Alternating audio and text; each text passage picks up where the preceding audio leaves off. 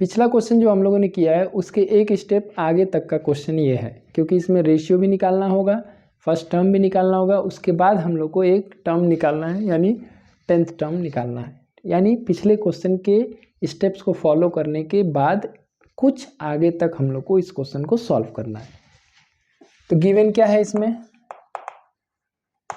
A3 का value दिया है 24 और A6 का वैल्यू दिया है 192, A10 पूछा गया है।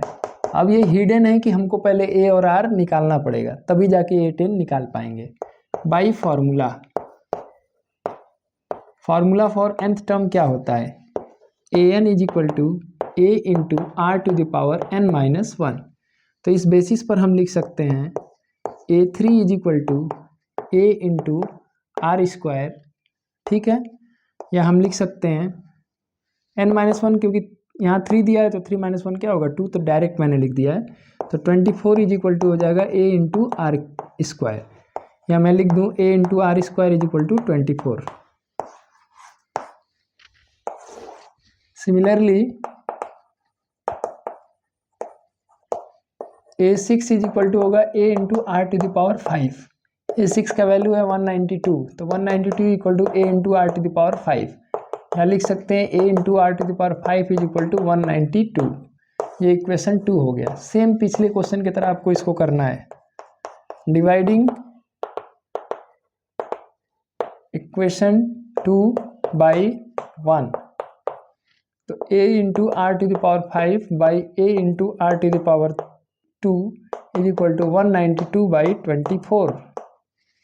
a और a कैंसिल हो गया, ये 2 जो पावर है ऊपर जाके सब्ट्रैक्ट हो जाएगा, 5 - 2, और ये क्या हो जाएगा 8 के टेबल में 3 टाइम्स ये कट जाएगा, 8 2 जा 16 होता है, 8 4 जा 32, 3 8 जा, यानी ये हो गया 8, आराम से कट गया। R cube is equal to हो गया 2 cube, taking cube root,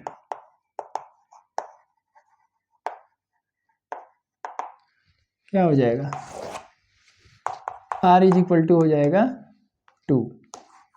cube root लेंगे तो क्यूब रूट से कैंसिल हो जाएगा, चाहो तो ऐसे लिख भी सकते हो r क्यूब, यहाँ क्यूब है क्यूब रूट है, और ये भी क्यूब रूट लिए हैं, इधर 2 क्यूब है तो ये कैंसिल हो गया।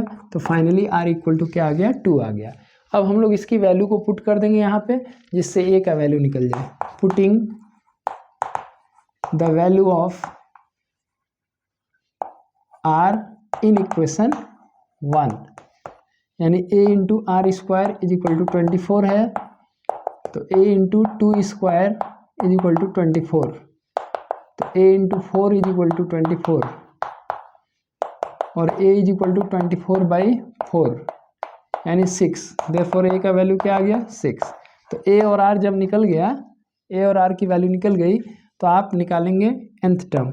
Now an is equal to क्या होता है a into r to the power n-1, तो 10th टर्म पूछा गया है, तो A10 इज इक्वल टू हो जाएगा a into r to the power 9। तो a का वैल्यू कितना है 6 है, और ये है 2 टू द पावर 9। तो तुम चाहो तो ऐसे भी आंसर छोड़ सकते हो, या फिर इसको और इंडिसेस के फॉर्म में लिख दो। A10 इज इक्वल टू हो जाएगा 2 into 3 into 2 to the power 9। तो हम लिख सकते हैं A10 is equal to 2 to the power 9, और यहाँ 1 है, तो 9 1 कितना हो जाएगा 10 into 3। This is the answer. GP में जनरली आंसर बहुत बड़े बड़े अगर आंसर आ रहे हैं तो उसको मल्टीप्लाई करने की जरूरत नहीं, इसी पावर के फॉर्म में हम लोग लिख देते हैं। ठीक है, थैंक यू।